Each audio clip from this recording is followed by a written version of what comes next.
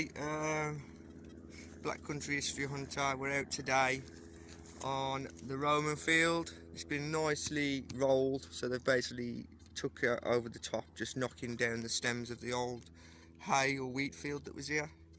It's a thing to just help nature take back. It just stops the fields from being empty, because they don't like to totally plough the fields now, because it erodes the fields, especially this being an archaeological site. Even though this isn't the scheduled part of the site, it's further down that way, which we don't touch obviously.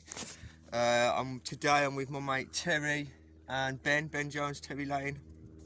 We're out together doing this lovely field, so yeah, I'll keep you updated if we get anything, but this is just a Facebook video, it's not going on YouTube. The next YouTube video, I believe, is going to be on some old underground munition dumps. One of my friends, Kieran Brockhouse, he's got me an interview with a guy that knows a lot about the area. It's up by the Bean Co factory, so I'm going to incorporate maybe the Bean Co factory history with the munitions factory, which was underground. Apparently a lot of it's still there, and to this day they smell cordite, so that's interesting. So I'm going to be looking into that. And hopefully that'll be the next video. The steelworks video, the industrial men of the Black Country video, is coming. It's just a big one, a lot of interviews to do, a big script, so I'm hoping that's going to be a proper documentary style video. But for now, I'll keep you updated on the finds, and thanks for watching, thanks for subscribing, thanks for following the Facebook group. Thank you to everybody that's joined. With the response has been amazing. I mean, we've got over 1,300 members now for 4 months. That's not bad. I'm sorry if the updates aren't as quick as they should be, or as much as they should be. I've been quite busy the last few weeks with channel stuff, but I will be putting my mind back on it very soon, and hopefully on to the next one.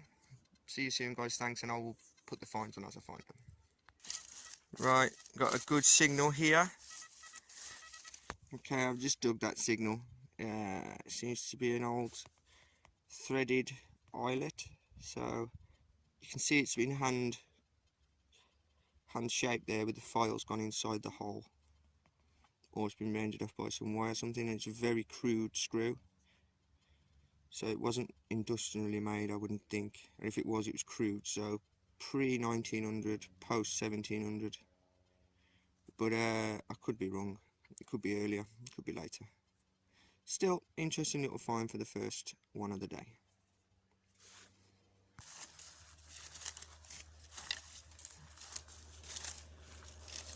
Guys, I've come back to a spot where a few years ago me and my friend Ron were detecting, and I found a few bits of fibula. Now, it's 4 or 5 pieces, it was scattered. Now, I know this is where they dump the potatoes, so I thought I'd come back to the same spot as it's been ploughed, and a few times I had a little weak signal and I've dug it. And that there, so far, I haven't wiped it off, but I can see decoration on it straight away. So, that is the top of a Roman pin, woman's hairpin I believe, and the rusty bit is where the pins fell off. I do think, not 100%, but I will clean it up and I will show you. But that's bronze, it's shaped like a droplet, and it seems to me to be the head of a pin, a long pin that would have sat through the hair of a woman, similar to the hairpins we have today. You can see that line there running across the top of the bottom of the bulb. It looks like an ankle joint. Beautiful. I am over the moon with that. First bit of Roman of the day in the Roman field, and I'm going to proper give this place a good going over now. See if we can get any more buzzing. Absolutely great detecting when you've got it like this, because the ground's super soft. Yeah, it's just great digging, and the machine loves it. The only thing I'd say is the ground's a bit dry, even though it's easy digging. A bit of rain would soften it up and just improves the conductivity. Right, same place as the last little piece of pin I had, and that's just come up. So I don't know if you can see that. It has got a mark on it. Seems to have some decoration. Now, the skeptics would say that that is a olive from a copper pipe, but it's the right thickness for a ring. It's got some sort of decoration on it. I don't know if you can actually see that. But I'll clean it up and I'll put a picture up for you now. If it is a ring, it looks bronze. So it could easily be a Roman ring. The theories about this part of the field I'm in now is the scheduled monuments over there and the entrance would be over there. So I've got two theories. Because we're in the corner of a field here, it's either secondary rubbish, i.e. it's been picked up by the potato picking machine over the last 30-40 years where Solaris was running, and they've dumped all the little bricks and the stuff from the griddle or the riddle here in the corner, which is why this and other things have turned up. The other thing is, if you're leaving an entrance of any room building and you have a loose garment or a loose ring or a loose button or a loose brooch, the chances are it's going to drop off within 10 minutes of you leaving the house. So this being the Roman fort, within 10 minutes or 5, even less, of them leaving the camp, it's dropped off. And because this is on the stretch of the road, this is where I think the entrance was, the road would have run this way, I believe that is primary dropped, it's primary rubbish. So it's one of them two theories. It's either right here by the riddle, or it's been dropped because we're on the road, or it's a hoard that's been buried. There's three really, but I doubt the hoard. And the fact that they're all pins, it could be a hoard. That so far it's all been brooches and fibulas, but things you would fall off, garments, you know. There's been no coins, whereas coins would be in pouches, I imagine. The coins are things you drop when you sit down and stuff. You wouldn't sit down as soon as you left the camp. Brooches, they're on garments, a little bit of movement, they fall off. Same with rings. It's been crushed, as you can see, but I'd say it's a ring because the fact it's got detail on it, it's got decoration on it. But absolutely chuffed with that. I don't know what they've got, they're over there. I came to this spot because I knew it was a good spot and it's been ploughed, and I was right to come back here to this part. But yeah, I'll clean it up and I'll let you know, guys. Thanks for watching. See you in a bit. Mate, I think I have found the actual flipping stone Roman road. This is hard. Is it hard digging? Yeah. You might be actually on the line here, because if you think... I'll tell you what I found. Some places it's as soft as fresh leafy compost. Yeah. And there's nothing to it. It's coming out light as a feather. And then others. At the time, you're just hitting stones and really struggling to get through. And that's with an aider as well. It's like you line up the end of that road with the corner of that wood, and we're right into that corner where I find all that stuff. And I've just had a Roman pin and a Roman ring. I think there's the ring. It's got decoration, and could be late. That's no good, mate. That is an old olive off a 19mm. A plumber's dropped that when he's been walking. Yeah, and that one you just dropped. That's nice, though, isn't it? Have to clean that up. Yeah. What hobnail pin? What's that? I don't know if that is a I think that's off a leather thing. That's the end of a pin. So the pin's gone. So a Roman woman. Oh, okay. Could have been a prostitute, something like that. Thanks. A peda. Go wash my hands then. Yeah, Roman camps. If there's any prostitutes watching, I'm not. You're not biased. I'm not biased. But yeah, the Roman camps always had what they call a peda, which was like the British equivalent of a town, which would grow up around a camp. To service it would be prostitutes, it would be fresh fish, it would be, well, not fresh fish here obviously, but anything they could get and sell to make money they would do, if they were friendly to the Romans. Okay. But yeah, that bottom corner, I've just sent Ben down that way, along the road. You've come onto the right track now.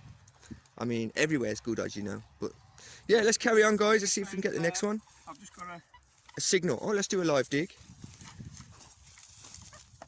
Oh, there it is. Really skittish. It's out now. Yeah. That's good. No, that's a bit of. Is that bad on yours? If it's on the top, it's possibly something like that. Okay. Bit of lead. Bent out car. It is lead. It is, yeah. Looks that, early. Is that a snapped in half token or something, or is that just? I don't know. It looks early. I've told you about curse. You know, curses, but it ain't wrapped up. No, it's not. Did you open that one up? Looks like it's been pinched there, look. That's what I'm saying, it looks damaged. I don't know if it's... Ah, could it be a seal, folded. a bag seal? You'd close a bag up, say if you had a money bag or a seed bag, you'd put a string around the top and you'd clamp it with lead so that you wouldn't know it's been tampered with. The early ones aren't marked, but the late ones have got imprints in them, such as dates, times, web seeds, stuff like that. But that's an early form of clamping a bag seal, I'd say. That's a guess. Educated guess. Lost it now. Mate, I've done it where I've lost it and never found it again. You wouldn't believe it, would you?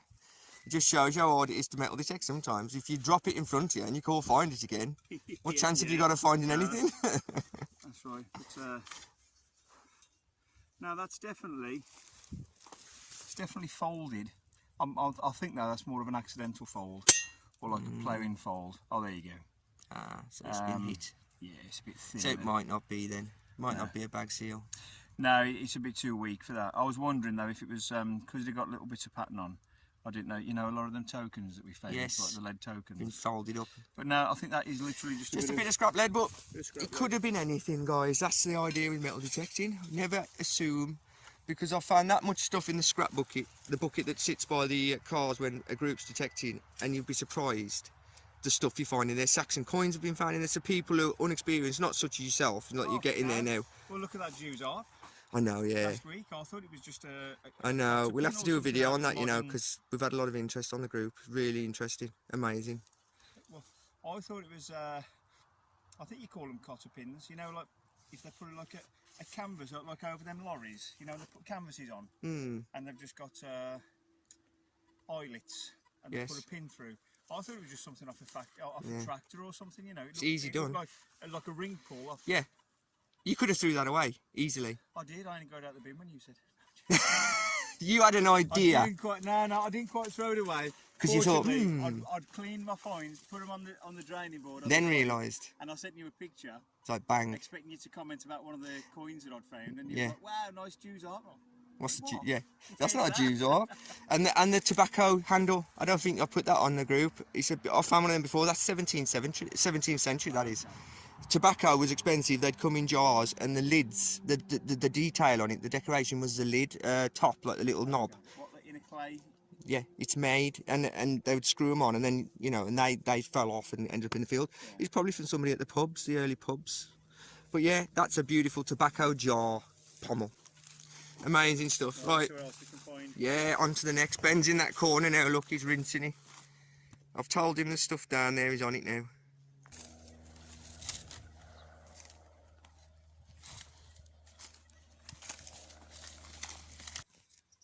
Okay. Let's go.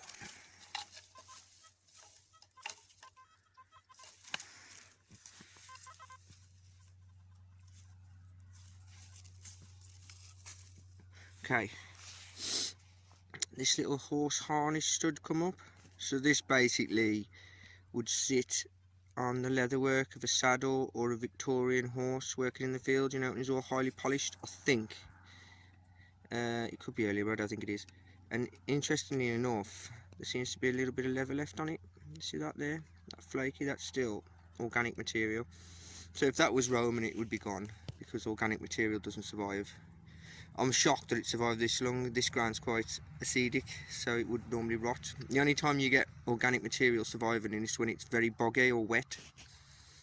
So there have been sites in London, for instance, where it's raining now, where, talking of water and it shall appear, there are sites in London and Colchester and Viking, what's the Viking area up north?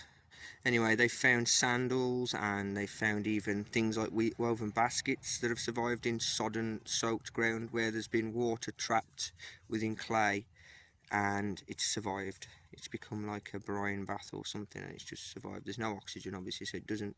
Organic material survives very well in those conditions, but in dry conditions, dry, wet, damp, when they're free to the air and they're getting oxygenated, they just rot away. And this one has managed to survive a little bit, but the leather would have been thick and treated, tanned or whatever.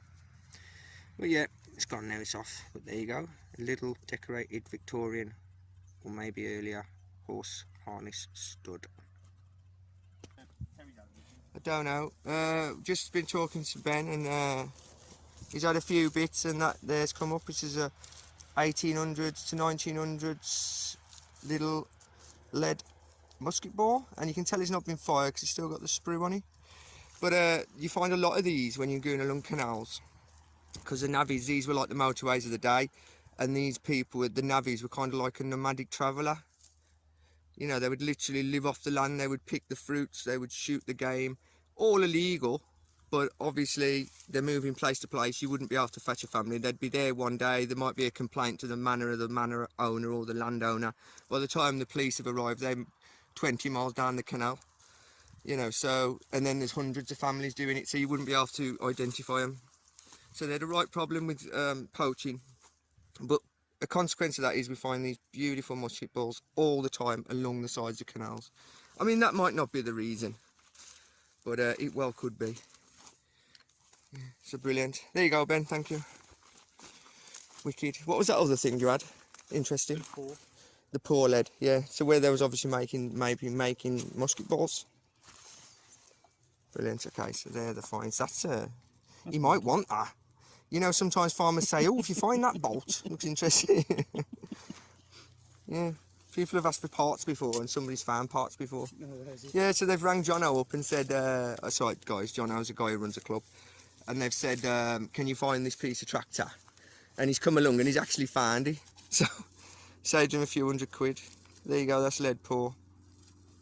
So that's where they've poured into a lead mould, potentially, and that's what's spilt over and took the form of the ground there in that bubble.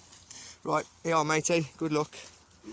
Like I say, that corner there, mate, is a gold mine, but I've been over it with mine, but yours might just get a bit deeper.